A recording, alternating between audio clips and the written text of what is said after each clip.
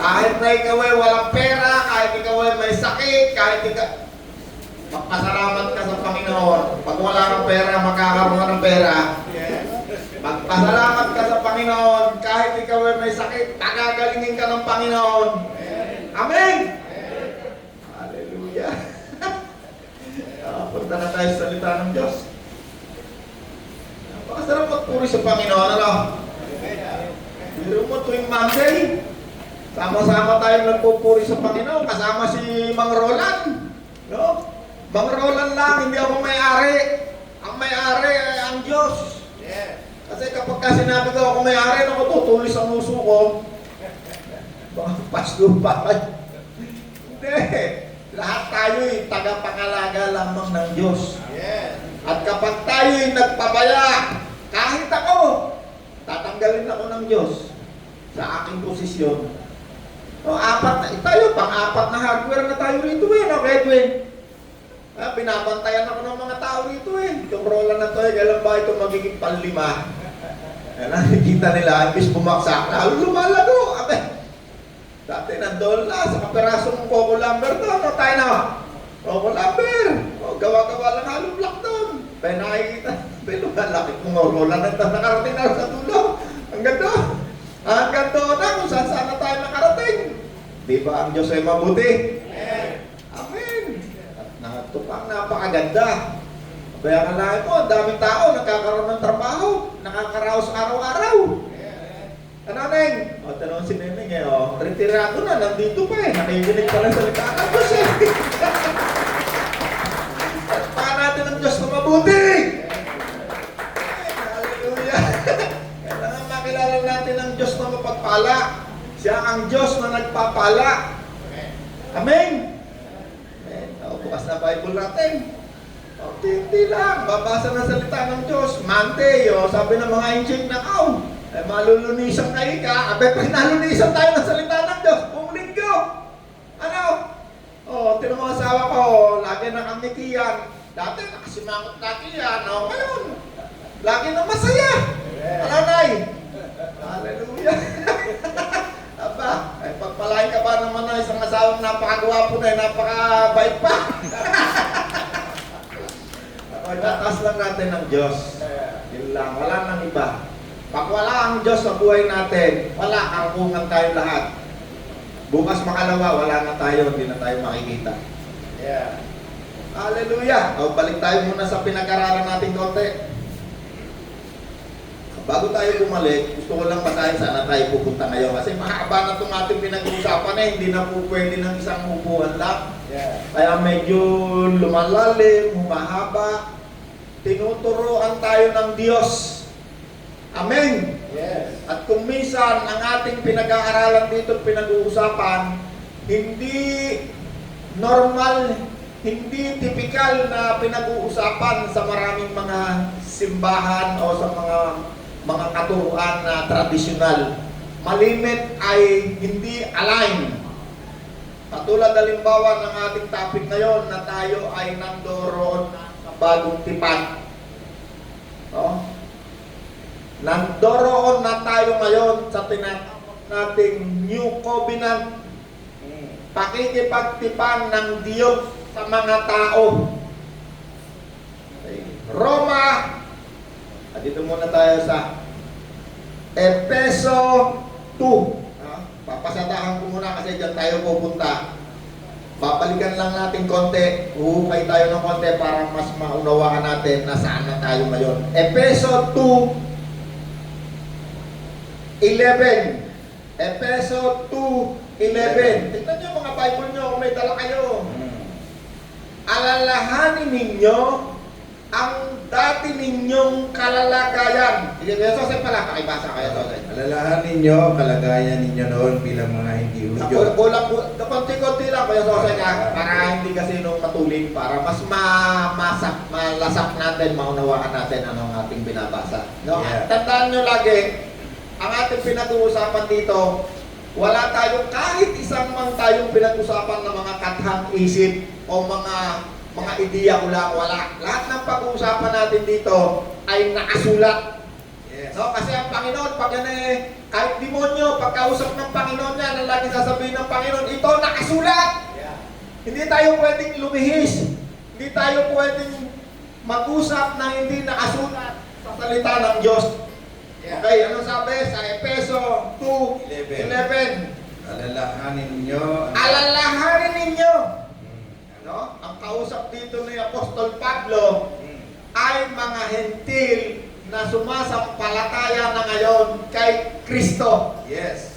Or maaaring meron din diyang Hudyo na ngayon ay sumasampalataya na rin kay Kristo. Okay, ano sabi ni Apostol Pablo? Alalahanin ninyo. Yeah. Ang kalagayan ninyo noon bilang mga hindi Hudyo. Ang kalalagayan ninyo noon bilang mga hindi Hudyo. Okay, Yeah. malinaw na ang isang binabanggit dyan na kausap ni Apostol Pablo ay isang hentil. Yes. Pag sinabi mo sa Bible, hindi ka Hudyo, ang tawag sa iyo, hentil. Yeah. Either ikaw ay Griego, either ikaw ay kung saan sa mga uri ng bansa ng galing. Pag hindi ka Hudyo, ang tawag sa iyo sa Bible, ang tawag kay tatay, hentil. Kahit ikaw ay Hapon o kung saan man. Okay? Yeah. Kaya mo tayo tuloy. Unti-unti lang, dahan-dahan. Pinanganak kayong hindi mga Hudyo at sinasabi ng mga Hudyo na wala kayong kaugnayan sa Diyos. Ipinanganak tayong mga hindi Hudyo at sinasabi nga ng mga Hudyo, yung Hudyo, yan yung tawag na Judaism, yan ang religion ng unang panahon. Yeah. Judaismo. Lahat halos ng mga religion na naniniwala dyan sa lumang tipan, yung mga Herodian, yung mga Pariseo, Saduseo, ang tinuturo niyan galing lahat yan dyan sa lumang kautusan. Pati yung mga Hellenista, yung mga Herodian, lahat ng mga religion ng mga panahon na yan, lahat yan, binabasa nga lumang kautusan. Nagkakaiba-iba lang yan sa iba-ibang parang katulad ngayon, may mga sekta na hindi naniniwala sa ganito, sa ganon.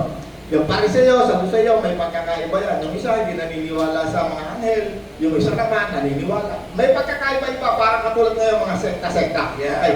Ang pinag-uusapan dito, ang sabi ni Apostol Pablo, Sinasabi. alalahanin nyo kayong mga hentil na hindi Hudyo. Okay, sabi, kaya Oo. At sinasabi ng mga Hudyo na wala kayong kaugnayan sa Diyos dahil sa hindi kayo katulad nila na mga tuli. At sinasabi naman ng mga Hudyo, no, yung Hudyo at saka yung hentil, basically, yan ay magkalaban. Hindi yan nagsasama kahit saan lugar. Yung mga Hudyo, pagka yan ay merong hentil, hindi sasama yan. Hindi nakikihalubila yan sa mga hindi Hudyo. Bakit? Ang tingin ng mga Hudyo ito, sa kanilang sarili, sila ay espesyal. Eh talaga naman sila espesyal kasi pinili sila ng Diyos yung bayang Israel. Talagang espesyal. Yeah.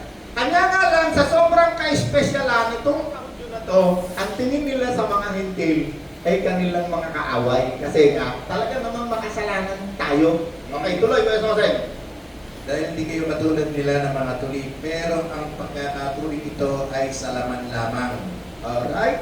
Alalahanin nyo rin. 12. Yeah. 2:12 na tayo. Ganda tayo. Alalahanin nyo rin na noon ay hindi nyo pa kilala si Kristo. Alright. Alalahanin nyo rin.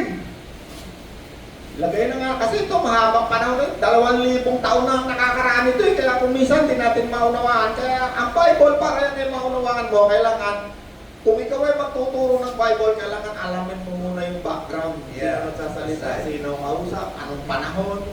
Yeah. Marami kang, para maintindihan mo, mas lalo mo maintindihan. Sabi niya, ano sabi niya? Alalahanin nyo rin na noon ay hindi nyo pa kilala si Kristo. Alalahanin nyo rin! Okay, na noon, kasi nung panahon na yan, kahit ikaw ay hindi Hudyo, yung mga Hudyo na yan, nag-i-evangelize din yan, gagawin ka rin nilang Hudyo. Kumara si Nanay Pati, hindi yan Hudyo ha. Itong mga Hudyo na to, yan nag-indoctrinate din yan. Kaya pagpasahin mo yung doon sa Book of Acts, marami doon mga kung saan saan, kung taga saan, mga Hudyo at mga hentil na nahikayat sa pananampalatayang Hudyo. Nangihikayat din yan ng papasok sa kanilang pananampalatayang sekta ng kanilang religion. Okay, ano sabi dyan ng Apostol Pablo? Alalahanin nyo rin, sabi ka doon, Na noon hindi pa nyo kilala na si Kristo. noon, hindi pa ninyo kilala si Kristo. Bakit? Lahat ng mga tao na sumusunod doon sa lumang tipan, Yeah. Hindi kasali si Kristo sa kanilang itinuturo. Pagamat, hindi na nila nauunawaan kasi may sinasabi ang Panginoon, may sinasabi si Apostol Pablo na isang hiwaga tungkol kay Kristo.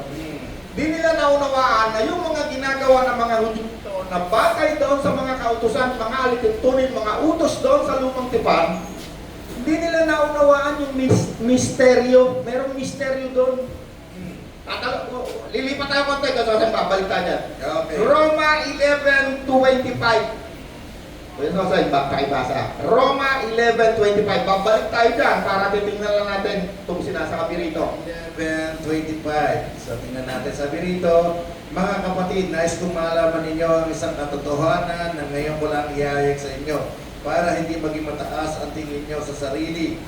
Ang pagmamatigas ng mga Hudyo. Mga kapatid! Teka lang, ano sabi? Sa ibang verses, napakaganda niyan eh. Isang misteryo. Yeah. Isang mystery, isang katotohanan na hindi nyo nalalaman. Ang gusto kong malaman nyo, sabi ni Apostol Pablo. Yeah. Tungkol ito doon sa Hudyo, hindi la. Lumang tipan, bagong tipan. Ano sabi doon sa Hussein? Para hindi maging mataas ang tingin ninyo sa Para sarili. hindi maging mayabang mataas ang tingin ninyo sa sarili nyo. Ano sabi doon sa Hussein? Ano pa? Ang pagmamatigas ng mga Hudyo ay hindi panghabang Ang panahon. pagmamatigas o pagtalikod o hindi pagtanggap ng mga Hudyong ito kay Kristo ay isang bahagi lang ha. Yeah. Tuloy mo pa kayo sa ulit. Ito'y hanggang makumpleto lamang Ito'y hanggang makompleto ang lamang kabuang bilang ng mga hindi Hudyo na sasampalataya kay ang Kristo. kabuuang bilang ng mga hindi Hudyo ni Obed Quinto, Yeah. Nanay Pachi. Sabi niya Apostol Pablo, isang misteryo. Kasi yung panahon na yan na sila nagtuturo tungkol sa mga kautusan, si Kristo hindi kasali. Yeah. At hanggang sa mga oras na to, yung mga Hudyo na yan, hindi pa rin nila kinikilala si Kristo. Bakit? Kasi meron niyang pinabantayan na bilang. Pumasok si Pachi, nilista yan. Si Sosen, Yeah. si Gideon, nililista yan. May bilang. May hinihintay yan, may misteryo na nakapaloob diyan na sinasabi, yung mga Hudyo na yan, sabi nila, mayroong misteryo, hindi nyo nalalaman tungkol kay Kristo. Pag yan ay pumasok na yung mga tao yan, na husto na yung bilang, ano sabi ko sa Yeah. Yeah, so para hindi maging mataas ang tingin sa ang pagmamatigas ng mga Hudyo ay hindi panghabang panahon. Ito'y hanggang makumpleto lang ang kabuang bilang ng mga hindi Hudyo na sasampalataya kay Kristo. O yan. Ay ngayon, si Jojit, pumasok na. Kung nadadagdagan ng bilang, baka ikaw na lang inihintay, makukumpleto na ang bilang. No, ibig sabihin dyan, yung mga sumasampalataya kay Kristo, binibilang, at hanggang hindi nakukumpleto ang bilang na, hindi kikilala yung mga Hudyo na yan kay Kristo. Kaya hanggang sa mga oras na to, walang Hudyo. Hindi, meron naman konti-konti. Kasi 4 na beses na pagpunta natin sa Israel, nakapunta ka tayo, no? O, 3 beses yata ako nakapunta ron eh. Kahit isang Hudyo, wala ako nakausap na naniniwala kay Kristo. Ang tawag nila sa ating ngayon na ginagawa, isang religion na bogus. Walang halaga. Okay? Yeah. Unang Korinto 6:19 to 20. Pasada lang, yan ang ating pupuntahan. 6:19 lang, Kuya Soray. 6:19. Sabi dito sa 6:19, hindi ba't ang katawan ninyo'y templo ng banal na Espiritu Alright. ninyo mula sa Diyos at nasa inyo? Kung ganon ang katawan ninyo'y hindi sa inyo kundi sa Diyos. Sapagkat Dahil tinubos kayo ng Diyos ng napakalaking tayo'y pinili, tinubos ng napakalaking halaga. Yeah. Anong itinubos ng Diyos sa atin? Dugo ng Panginoong Jesus. Anak niya. Yeah. Efeso 2:22. Efeso 2:20. At dahil kayo ay na kay Kristo, bahagi na rin kayo nitong gusaling itinayo kung saan nananahan ng Diyos sa pamamagitan ng kanyang Espiritu. Hallelujah. Alright, yan ang ating pag-uusapan. Pero bago yan, balikan natin yung nakaraang linggo, no? Doon sa lumang tipan at sa bagong tipan, merong mga kautusan, merong ginawa. Okay? Ano yung tinatawag na kautusan? Ito'y mga utos, mga alituntunin para exclusive para doon sa tinatawag nating mga Hudyo. Yes. Ito yung mga panuntunan doon sa pagsamba, no? Gumawa sila ng kaban ng tipan, yung tinatawag natin yung box na pasampasan. Ano nakalagay doon sa box? Yung tungkod ni Moses, yung mana, meron pa isa, yung utos ni Aaron. Okay, ikalawang Korinto 3:5, mabilis lang, masadahan ko lang yung verses natin na nakarang linggo. Kung sa aming sarili lamang, wala kaming kakayanan na gawin ito, sumalit ang kakayanan namin ay kaloob ng Diyos. Okay, si Apostol Pablo na to, no? Si Apostol Pablo, pinatay yan ng mga Hudyo. Siya ay kaaway niya yung mga Hudyo. Actually, hindi siya napatay ng mga Hudyo. Pumapila siya doon kay Caesar kasi isa siyang Romano. Okay, 6. Kalawang Korinto 3:6, sabi ni Apostol Pablo, binigyan kami ng Diyos ng kakayanan na maging lingkod ng bagong tipan. Yan, servant na ng New Testament believer, bagong tipan. Minister ng bagong tipan. Isang kasunduan na hindi ayon sa kautusan sa lumang tipan na nakasulat, kundi ayon sa Espiritu. Kapagkat ang kautusan na nakasulat ay nagdudulot ng kamatayan, ngunit ang Espiritu, ito'y nagbibigay ng buhay. Hebreo 8:7. Kung walang kakulangan ang lumang tipan, hindi na sana gumawa pa ng bagong tipan. Okay, talon-talon lang para nadaanan natin ng nakarang linggo. Hebreo 8:13, nang sabihin ng Diyos ang tungkol sa bagong tipan, pinawalan na niya ng bisa ang lumang tipan, at anuman pinapawalan ng bisa at naluluma ay malapit ng mawala. Efeso 2:15, pinawalang bisa ni Jesus ang kautusan kasama ang mga utos at mga alituntunin nito upang mula sa dalawang lahi ay makalikha siya ng isang bagong bayan na nakipag-isa sa Kanya. Sa gayon, magkakaroon ng kapayapaan. Galatia 5:4, kayong mga nagtitiwala sa pagsunod sa kautusan sa lumang tipan, nahiwalay kayo sa biyaya, sa grace, sa kagandahang loob ng Diyos. Ngunit kami ay nananalig, sumasampalataya sa pamamagitan ng Espiritu Santo. 6. Kay Kristo, ang mahalaga ay ang pananampalataya na gumagawa sa diwa ng pag-ibig. Roma 10:4, sapagkat si Kristo ang kaganapan ng kautusan upang mapawalang sala ang mga sumasampalataya. Nakapagod na ako magbasa. Ang dami nating verse tungkol sa lumang tipan, bagong tipan. Galatia 3:13, tinubos tayo ni Kristo sa sumpa ng kautusan sa lumang tipan, nang siya'y isumpa para sa atin. Ginawa niya ito, 14, upang ang pagpapala na ipinangako ng Diyos kay Abraham ay makamtan din ng mga hintil na katulad natin. Sa pamamagitan ni Kristo ay matatanggap din natin ang Espiritong Banal na ipinangako ng Diyos. Galatia 5:18, kung pinapatnubayan na kayo ng Espiritu Santo, wala na kayo sa ilalim ng lumang tipan ng kautusan. Pagod na ako. Sapagkat, Santiago 2:10, sapagkat ang sino mang gumaganap, tumutupad sa buong kautusan, subalit lumabag sa isa, ay lumabag din sa lahat ng buong kautusan ni Moses. Okay, makikita niyo yung mga verse ko? Lucas 16:16, ang kautusan ni Moses at ang isinulat ng mga propeta, ang kautusan ni Moses sa lumang tipan at ang mga isinulat ng mga propeta ay may bisa hanggang sa pagdating ni Juan na tagapagbautismo. At buhat noon ay pinangaral na ang mabuting balita ng kaligtasan tungkol sa kaharian ng Diyos. At ang lahat ay nagpupumilit na pumasok dito. Mateo 5:17, huwag mong akalain na naparito ko upang ipawalang bisa ang kautusan sa lumang tipan at ang mga propeta. Si Jesus ang nagsasalita. Naparito ko hindi upang ipawalang bisa ang mga yon, kundi upang tuparin. Lucas 24:44. Lucas 24:44. Kailangang matupad ang kautusan, ang mga sinasabi ng kautusan tungkol sa akin. Mateo, Roma 10:44, sapagkat si Kristo ang kaganapan ng kautusan. Okay, natupad na. Lucas 44. Lucas 24:44. Kailangang matupad ang lahat ng nasusulat sa kautusan ni Moses tungkol sa akin, sabi ni Jesus. Okay?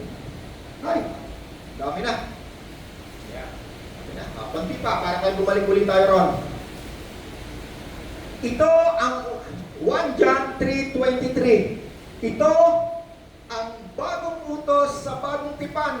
Sumampalataya tayo sa kanyang anak na si Yesu Kristo. 1 John 3:23. Ito ang kanyang utos sa bagong tipan. Sumampalataya tayo sa kanyang anak na si Jesus at magmahalan tayo gaya ng iniutos, command ni Kristo.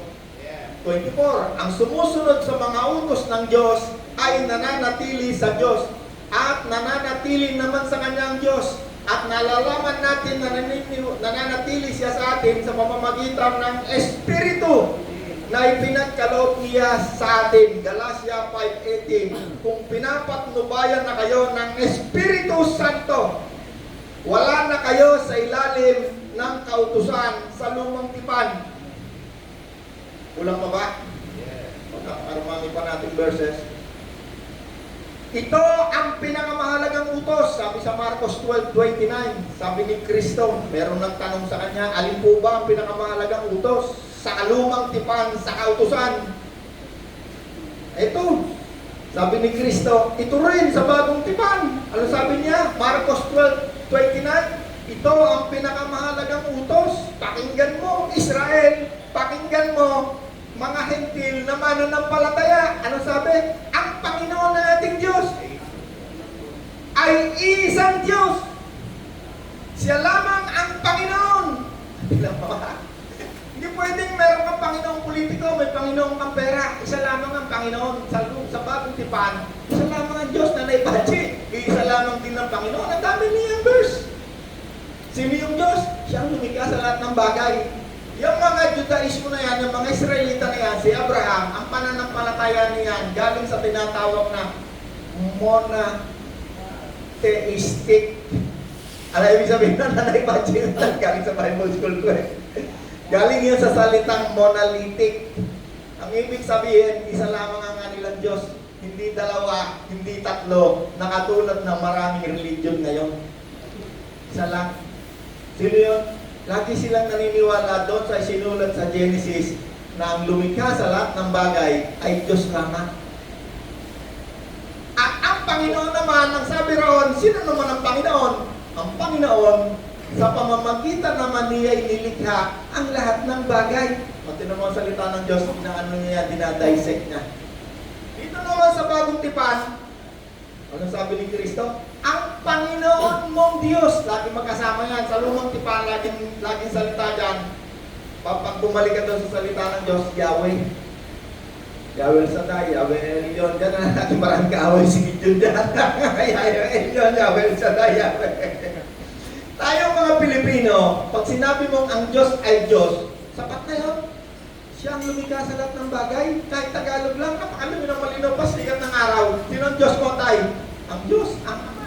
Siya ang lumikha sa lahat ng bagay. Sino ang Panginoon mo? Si Jesus. At tayo ay nasa tunay na Diyos. Si Jesus. Ang dami niyang verse, diretso. Kapag hindi nakasulat sa Bible, yung mga opinion lang, yung mga therefore, baka hindi yon kasi naglagay ka ng therefore. At nakasulat yan sa Bible, maliwanag pa sa sikat ng araw, kahit hindi ka maniwala, yun ang nakasulat.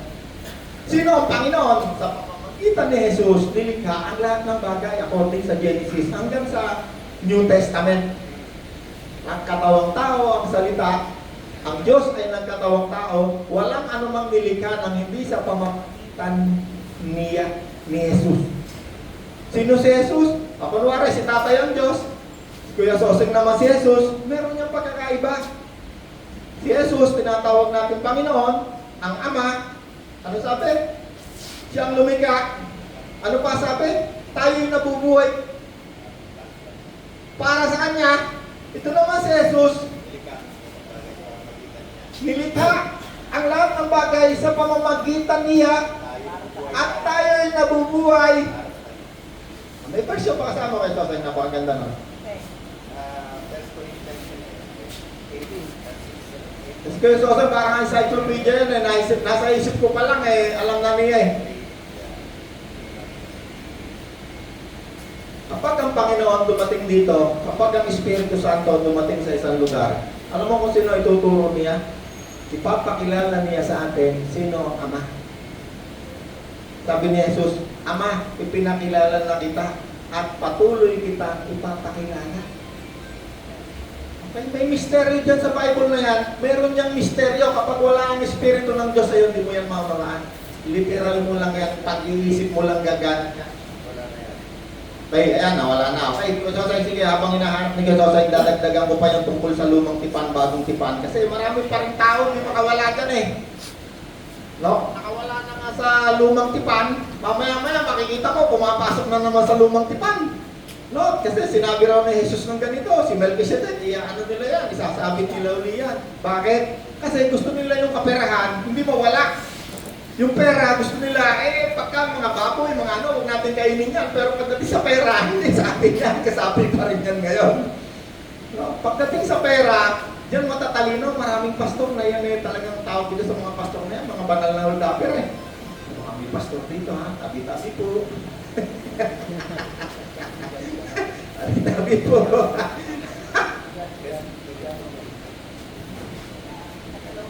Ay, nasa na ba tayo? Galatia 5:18, kung pinapatnubayan na kayo ng Espiritu ng Diyos, wala na kayo sa ilalim ng lumang tipan ng kautusan. Okay, sino rito sa inyo tumanggap na kay Kristo? Naniniwala kayo na kayo ay nilagyan ng Diyos ng Espiritu Santo? Kaya babasahin ko ng muna Tinatangkan kayo? Sige, Diyos natin. Para sa atin, isa lamang ang Diyos, ang ating Ama na lumikha sa lahat. Para sa atin na mga hentil. No? Kasi sa atin na mga hentil ha. Kasi ang mga Jew, isa lang ang Diyos niyan. Hindi naniniwala kay Kristo yan. pero may pagkakahawig dyan tayo sa lumang tipan at saka bagong tipan kasi yung pananampalataya natin dyan ang galing sa lumang tipan. Hindi nyo pwedeng hindi babasahin ang lumang tipan kasi hindi nyo maunawaan ang bagong tipan. Sige, Para sa atin, isa lamang ang Diyos. Para sa atin na mga hentil na sumasampalataya kay Kristo'y Isa lamang ang Diyos. isa lamang ang Diyos. Tingnan mo ha, parehas tayo ng mga Hudyo ha. Monotheistic, monolithic, isa lang ang Diyos ha. Ano sabi ka, Sosay? Isa lang ang ating Isa lang ang ating Diyos. Ang ating Ama na lumikha Ang sa lahat. ating Ama na lumikha sa lahat ng bagay. Tingnan nyo ha, galing tayo ron. Dala natin yung paniniwala ng mga Hudyo ha. Yan ang pananampalataya ni Abraham at saka pananampalataya ni Melchizedek. Yan silang magkatulad. Kaya ito si Melchizedek ay isang priest. King.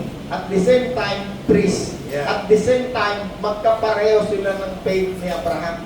Yeah. No? Itong si Melchizedek, katulad ngayon ng bansa. Anong bansa? Anay Pachi, yung pinagdalagyan mo ng pera mo, yung bilyon-bilyon mong pera? Switzerland. Ano pa yun? Yung bangko na sa Geneva. Pera ni Marcos, pera ni Gososek, nandun na yun kasi walang gera, hindi nagigera. Si Marcos, Swiss.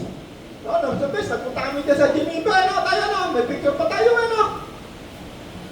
Yung bansa na yan, ang makatatag na bansa, hindi nakikipag-gera. Katulad nung pinapamahalaan ni Melchizedek na isang bansa na kapag may gera, hindi na nasabi, kaya ang tawag sa kanya, Prince of Peace. Pag-gera. Hari ng kapayapaan. At the same time, siya ay king. Yeah. Yung mga bansa sa paligid nila, sakupan na si Haring ano, anim na. Yung mga hari niya, Haring Neba. Yung si Abraham, ito yung Jerusalem.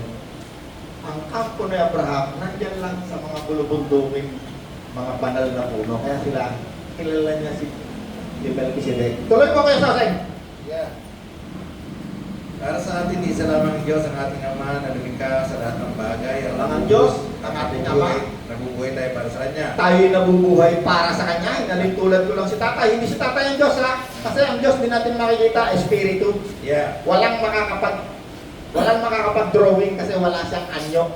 Yeah. Yung image, isang malalim na understanding. Itatay ang Ama, siyang lumikha sa lahat ng bagay. At nabubuhay tayo para sa Kanya. Walang anumang nilikha na hindi. Yeah. Okay? At nabubuhay tayong lahat para sa ating Ama. Yeah. Okay? At May isang Panginoon lamang. may isang Panginoon lamang. Kunyari, ito naman ng Panginoon. Si Yeso Kristo. Si Yesu Cristo. Kunyari, ito si Yesu Cristo. May katawan. Nakikita, nahihipo. Yeah. Buhay, namatay, muling nabuhay. Sa pamamagitan niya ay nilikha ang lahat ng bagay. Sa pamamagitan ni Jesus ay nilikha ang lahat ng bagay. At sa pamamagitan din niya ay nabubuhay tayo At sa ngayon. pamamagitan din ni Jesus tayo ngayon ay nabubuhay. Okay, bakit nabubuhay si Gideon? Dahil ba siya ba ang source ng life? Siya bang nag-iingat sa kanyang buhay? Hindi. Sa pamamagitan ni Jesus yan nabubuhay. Okay, may malalim na tungkol doon sa buhay. Sabi ni Jesus, ako yung buhay. Ano yung buhay na tungkol doon? Yung spiritual niyang buhay. Yeah. At kahit man hindi spiritual, pati physical, ang naniniwala na siya pa rin. Siya pa rin. Sinong lumikha sa akin? Ang Ama. Ang Diyos. Ang Ama. Paano niya ako nilikha? Sa pamamagitan ni Jesus. Ako'y nilikha niya. Yes. Kaya doon sa Genesis, sabi ng Ama, sabi ng Panginoon, sabi ng salita, magkaroon ng liwanag. Salita lamang siya. Lumilikha na sa pamamagitan ng salita ang Diyos. At ang salita ngayon, nagkatawang tao, si Jesus na, sabi sa aklat ng Juan. Yeah. May natututunan tayo? Kaya ang mga albularyo, mga magician, ginagamit ang pangalan ni Jesus. Pero hindi nila nire-recognize si Savior. Sabi doon naman sa, babalik na naman, ibabalik na naman ni Gideon yung lumang tipan, bagong tipan, paghahaluin na naman. Katulad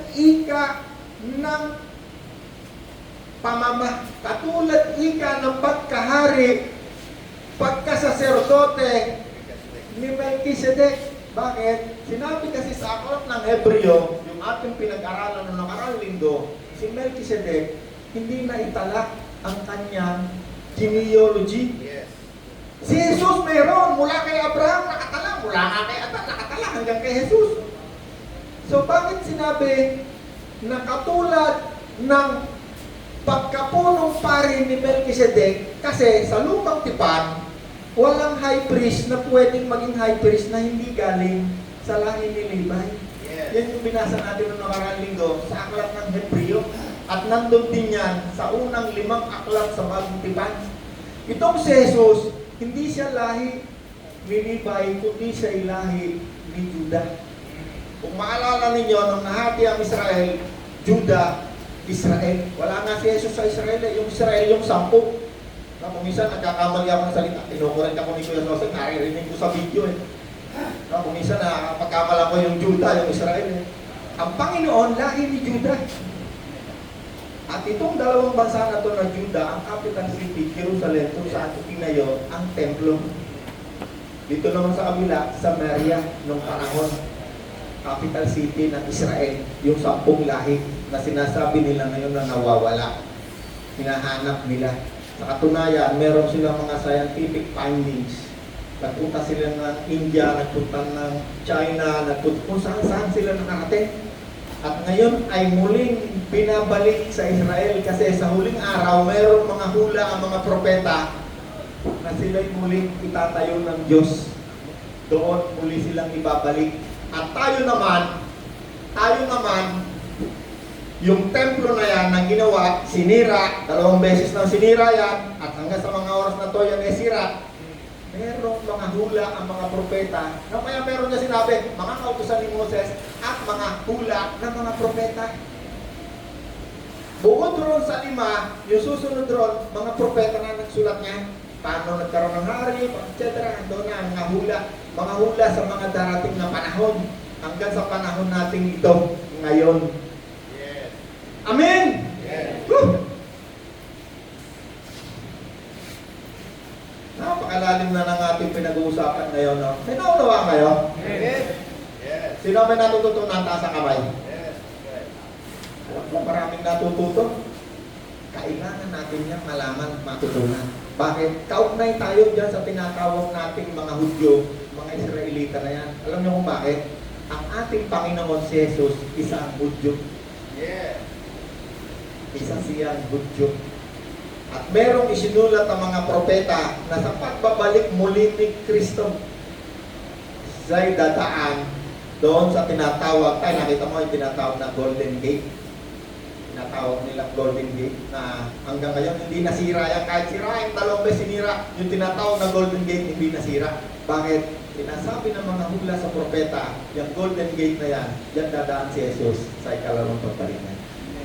At yan ay binabantayan ng lahat ng mananampalataya, tunay na sumasampalataya kay Kristo. Amen? Ito namang mga Hudyo na to, itong mga Israelita, mga Hudyo sa panahon nito, merong hula ang mga isinulat ng mga propeta na yung templo na yan, muling itatayo sa pagbalik ni Kristo. Okay? Physical na templo kung ano yung ginawa ni Solomon dyan sa templo na yan. Meron din namang hula ang mga propeta kasi merong kalituhan dyan sa mga hindi pag wala, kasi yung misteryo, hindi maunawaan yan. Mahirap ipaliwanag yan sa salita. Tayo naman mga hentil, katulad nung binasa natin kanina, tayo katulad ng gusali, templo na itinatayo. Merong bilang tayong iniintay. Habang nag-iintay na itayo nila yung templo, tayo naman, itinatayo tayo ng Diyos. At tayo'y binibilang. Sino ang tumanggap na kay Kristo? Kaya sinabi niya Apostol Pablo, hindi niyo ba alam, ikaw ay templo. So yung templo, nasabi ko nga nung nakaraan dito, ang Diyos, hindi yan tumitira sa templo na ginawa ng tao. Narinig ka? Hindi, matalas ka. So, sige, pag meron ka pinasa pinokorek niya eh. No? Yung mga templo na yan na pinagawa ng Diyos sa mga tao, sabi ng Diyos, hindi ako tumitira sa templo. Ang lahat ng yan ay anino lamang ng mangyayari. Yung templo na yan, na ginawa ng mga Hudyo na anong una ay pasang-pasang lang, magtitigil ng mga Israelita, gagawa lang ng tent. Noong nasakop na halos ni Yaring David, yung tinatawag na lupang pangako. No, yung tinatawag na lupang pangako. Narinig niyo yung lupang pangako, no? Promise land. No? Land of milk and honey. Bakit? Kasi dyan sa Israel, nakakita na sa inyo ubas. Gano'ng kalaki yung ubas na alam nyo? Gano'ng kalaki? Ganyan.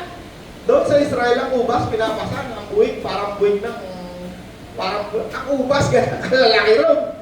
Pinapasan nila, nakasabit, 2 tao nagbubuhan. Yun naman honey doon. Tigam kayo ng honey, yung binibili sa, yung mga bubuyog, gano'n. Ang honey ron, maglaklakad ka sa ilog, parang tubig. Saksakin mo ganyan ang tungkol mo, umaagos. Ganong kasagana ang lupang yan. Nakasulat lahat sa Bible yan. Kaya ang tawag doon sa lupang pangako, land of milk and honey. Doon dinala ng Diyos ang mga Hudyong ito mula Ehipto sa pagkaalipin. Doon sila dinala ng Diyos, pero sa loob ng 40 taon, hindi sila nakarating. Wala kahit isang nakarating doon na galing Egypt. Bakit? Kasi hindi sila naniniwala sa maraming bagay tungkol kay Kristo, tungkol sa Diyos. Sinong nakarating doon sa promised land? Mga anak lang nila. Kaya tayo ngayon, pumunta na tayo ngayon sa Efeso. Efeso 1. Umpisa natin sa 1, Kuya Sosen, kasi yan yung binasa natin kanina. Ngunit ngayon na kay Kristo na, malayo na kayo ngayon. Sige, Kuya Sosen, 1 muna. Efeso 1:1. 1 muna, 1 tayo ha. 1 tayo. Last week, ano tayo? Hebreo. Efeso tayo ngayon. Efeso 1. Efeso 1. 1:1. Mula kay Pablo, na apostol ni Kristo Jesus ayon sa kalooban ng Diyos. Efeso 2:1 hanggang 22. Okay, ulit. Noong una, itinuring kayo ng Diyos na mga patay dahil sa mga pagsuway niyo at mga kasalanan. Alright? Namuhay kayong gaya ng mga taong makamundo. Alright? Sakop kayo noon ng kapangyarihan ni Satanas, ang hari ng mga espiritu na galing sa mundo. At siya rin ang espiritu kumikilos sa puso ng mga taong ayaw sumunod sa Diyos. Alright. Sino yan? mga hintil, Yeah. na hindi pa sumasampalataya kay Kristo. Mm. Sino yan? Tayo yan dati. Mm. Sino ngayon sumasampalataya na kay Kristo? Okay, pinapaalala sa inyo, pinapaalam sa inyo ng Apostol Pablo ang kalalagayan ng isang mananampalatayang hintil dati nung wala si Kristo. Ano Yes. sabi? Nung una, ayo'y napasailalim sa kapangyarihan ni Satanas. Yes. Ang Espiritong naghahari sa daigdig na ito. Ang Diyos ng kasamaan. Okay? Sige pa, kaya Sosay? Espiritu pumigilo sa puso ng mga taong ay sumunod sa Diyos. Alright? Dati namuhay din kayo katulad nila. Tayong na po katulad nila. Namuhay tayo ayon sa pagnanasa ng laman at sinunod natin ang masasamang hilig ng katawan at pag-iisip. Alright, hold. Dati, nung hindi pa ako sumasampalataya kay Kristo, ang aking buhay ay iyan. Yeah. Sinusunod ko'y ang mga kagustuhan lamang ng aking laman. Yes. Wala akong sinusunod na anumang utos sa akin ng Diyos o kung sino pa man. Dati, ako'y namumuhay ayon lamang sa gusto ng aming laman, katulad ni tatay. Tatay, nagsisigarilyo ka tayo, no? O, sabi ni tayo, ngayon, di na ako nagsisigarilyo. Yeah. Dati, yan ang mga dati natin ginagawa. Okay, tuloy pa kayo, Sosay. Yeah. Dati namuhay tayo katulad nila. Namuhay tayo ayon sa pagnanasa ng laman at sinunod natin ang masasamang hilig ng katawan at pag-iisip. Alright. Sa kalagayan natin iyon, kasama rin sana nila tayo na nararapat parusahan ng Diyos. Alright. Ngunit napakamawain ng Diyos at napakadakila ng pag-ibig niya sa atin. Sige, bilis-bilisan mo na. Sosay, magkain nga raw tayo. Sige, sige pa. Sige, tuloy, tuloy. Kahit na itinuring na tayong patay dahil sa mga kasalanan natin, muli niya tayong binuhay kasama ni Kristo. Alright. Kaya naligtas tayo dahil lamang sa biyaya ng Diyos. At dahil sa pakikipag-isa natin kay Kristo Jesus, Hold. binuhay tayo. Sabi ni ng Diyos. Apostol Pablo, tayo'y naligtas lamang dahil sa biyaya ng Diyos, grace. Tuloy mo ba mga Sosay? Dinidinan ko lang yung iba kasi may mahalaga ako rito sa Ngunit Court of Philippines. napakamahawain ng Diyos at napakadakila ng pag-ibig niya sa atin na kahit itinuring tayong patay dahil sa mga kasalanan natin, muli tayong binuhay na kasama ni Kristo. Kaya naligtas tayo dahil lamang sa biyaya ng Diyos. At dahil sa pakikipag-isa natin kay Kristo Jesus, binuhay tayo ng Diyos para sa mga patay, kasama ni Kristo, para maghari tayong kasama niya sa kaharian sa langit. Ginawa niya ito para maipakita niya sa lahat sa darating na panahon. Talo na, 11, mga Sosay. 11. Kasi may oras. Alalahanin ninyo ang kalagayan ninyo noon bilang mga hindi Hudyo, pinanganak kayo mga hindi Hudyo, at sinasabi ng mga Hudyo na wala kayong kaugnayan sa Diyos dahil sa hindi kayo katulad nila na mga tuli. Pero ang pagkatuli nito ay sa laman lamang. Alalahanin rin ninyo noon na hindi nyo pakilala si Kristo. Hindi kayo kabilang sa mga mamamayan ng Israel. Hindi kayo tayo dati kabilang sa mamamayan ng Israel. Yeah. Hindi sakop ng mga kasunduan sa kautusan ng Diyos na batay sa mga pangako sa lumang tipan.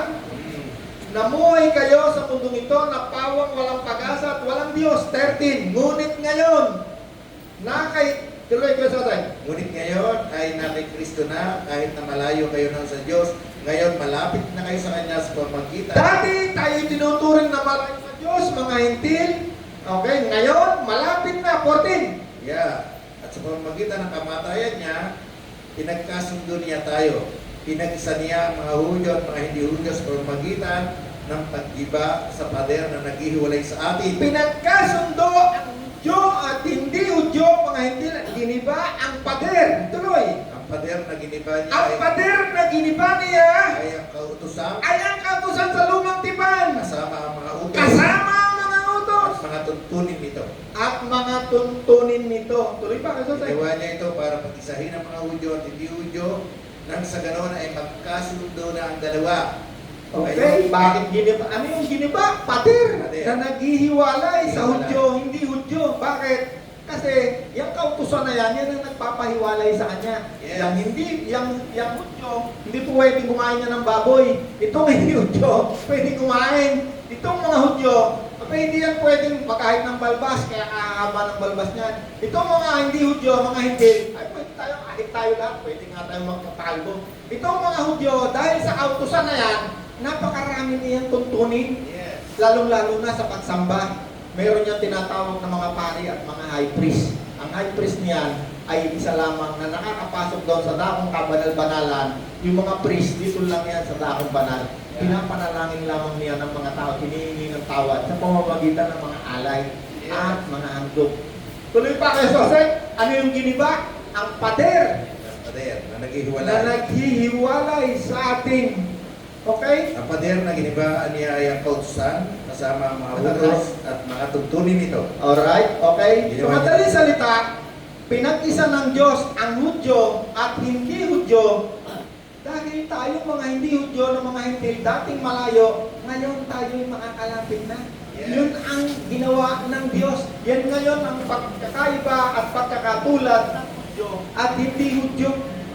Si Gideon, kahit ka na hindi Hudyo, kahit ka na Hintil, hindi niya kailangan ng isang priest para lumapit at humingi ng tawad. Bakit? Meron siyang pinakapunong pari na nandoon ngayon sa langit, sa tunay na templo, kung saan naroon ang Diyos. Hindi katulad nitong templo na building na ginawa ng mga tao, isang anino lamang ng mga bagay na mangyayari. May naunawaan tayo? So tayo ngayong mga Hintil, yung ating relihiyon, no? Sabi na, meron ditong verse sa Bible, napakahiwaga ng aming relihiyon. Siya ay si Jesus. Siya ay pinanganak, siya ay namatay. Siya ay muling nabuhay. Kaya kapag tayo umalis na sa mundong ito, alam natin kung saan tayo pupunta. No, noong isang araw, nag-usap kami ni tatay Abay, Roland, ako alam ko na yung mga sinasabi mo, alam ko na kung saan tayo lahat pupunta, nakahanda ako ron. Ay sabi ko na, abay tay, hindi ko mo matanda na kayo mauuna. Ang dami nga natin dito kasi pag-ating na sa linggo, wala na kasi gano'n. Wala na, namatay na. Ay, bata pa. Hindi ibig sabihin na matanda na si tatay mauuna ron. Hindi natin alam kung kailan darating ang huling dulo ng buhay natin. Bakit? May dalawang nakasulat sa Bible na sigurado mangyayari. Number 1, kamatayan ng tao. Kamatayan pisikal. Yung na kay Kristo, sabi ni Kristo, ang sumasampalataya sa akin, hindi na mamamatay. Ang tinutukoy ni Kristo, yung spiritual at kaluluwa mo, sabi ni Kristo, hindi ka na mamamatay kailanman. At sino mang sumasampalataya sa akin na nabubuhay ngayon, sabi ni Kristo, hindi ka na mamamatay. At sino mang patay na, sabi ni Kristo, muli ko siyang bubuhayin sa huling araw. Grabe ba yung asahin ko doon? Sige, pasasay. Yung hiwaga ng ating reliyon. Okay. Tunay na napakahiwaga ng katotohanan, ng mga katotohanan ng ating reliyon. Nagpakita siya bilang tao, pinatotohanan ng banal na espiritu na si Matuid, nakita siya ng mga anghel, ipinangaral sa mga bansa, pinaniwalaan ng mundo, at dinala sa langit. Si Jesus yun. Si Jesus ang ating reliyon. Kaya ang tawag sa atin, Kristiyano. Yes. Yan ang unang pangalan ng mga mananampalataya, Kristiyano. Yung mga nalalaman natin ngayon dito sa daigdig na to, Iglesia ni Pedro, Iglesia ni Manalo, Iglesia ni... Yan ay mga sekta. Yung sinasabi nila na, naku, pag hindi ka sumanib sa amin, hindi ka maliligtas. No, kahit born again nga. Sabi ng mga born again, naku, pag may binigay sa amin ng 10% sweldo mo, maging ka magnanakaw. Maliligtas ba yung magnanakaw? Hindi. Naku, pagka hindi ka sumama sa oneness ni Nanay Pachi, hindi ka maliligtas, kami lang ligtas. Ang kaligtasan, si Kristo lang. Walang religion makakapagligtas sa mundong ito. Anong utos ni Kristo sa bagong tipan? Pagmahalan tayo. Sabi ni Kristo, dito sa lumang tipan, napakakapal ng utos. At yung utos na yan, mayroong dalawang katotohanan diyan. Katotohanan ng pagpapala at katotohanan ng sumpa. Yung dalawang yan, hindi magbabago kailanman. Hindi mawawala yan pagdating sa lumang tipan. Pagdating naman dito sa bagong tipan, ang pagpapala ay galing lamang sa grasya. Hindi pinagpaguran. Kahit yung kaligtasan na yan, hindi mo yung pinagpaguran, kaya walang makakapagmalaki sa Diyos. Na ako'y naligtas, ako'y pinagpala dahil ako'y mabait, dahil ako'y maagang gumising. Kundi ang lahat ng pagpapalang naririyan sa kamay ni tatay, kahit na siya'y dating masama, pinagpala pa rin. Kinaawaan, iniligtas. Ganon ang lahat para sa bagong tipan. Grasya lamang. Grace. Ano lang, palakpakan natin ang Panginoon. Ano naman yung paglilingkod sa bagong tipan? Awa. Nahabag, sabi ni Pablo, ako'y kinaawaan lang ng Diyos. Ang paglilingkod na ito'y dahil lamang sa awa. Ano naman yung awa? Abay, karapat-dapat na sa sentensya, pero naawa. Karapat-dapat na si Nanay Pachi na parusahan kasi expired na sir. Karapat, pero naawa, hindi tigulo yung parusa, pinaglingkod. Kaya tayo ngayon, itong paglilingkod na ito, na nangyayari ngayon sa inyong harapan, ito'y dahil lamang sa awa ng Diyos. Hindi dahil, paano natin ito? Hindi dahil si Kuya Roland matalino, hindi dahil si Kuya Roland nag-aral, hindi. Dahil lamang ang Diyos na awa. Kaya wala akong may pagmamalaki. Ay ako si Bishop, wala akong may pagmamalaki. Bakit? Ang paglilingkod na ito'y dahil lamang ang Diyos ay naawa. Nahabag. Amen! Ikaw ang hari at tatapagin ka. Banal mong pangalan, aking itataas. Panginoong Jesus, aking Diyos, iaalay sa'yo aking lahat. Papaalala ko lang sa inyo, yung salapi na yan na ating binibigay sa Diyos, hindi yan pumupunta sa aking bulsa. Yan ay tumutulong sa mga nangangailangan, sa mga nasunugan, sa mga may sakit, na wala kahit anong mapambayad sa ospital, sa mga gamot. Ganyan napunta. Yan ang tawag dyan ay love offering. Mahal natin ang ating kapwa. Amen! O Diyos na mabuti, sinasamba ka namin ngayong umaga sa pagbibigay ng mga kaloob na ito at handog. Katulad ng ginagawa ng mga pari na naghahandog, kami ngayon ay naghandog. At ang handog na ito, Panginoon, ayon sa bagong tipan, ito ay pupunta sa mga may pangangailangan. Magmamahal. Salamat po Ama sa pangalan ni Jesus, aming Panginoon. Amen.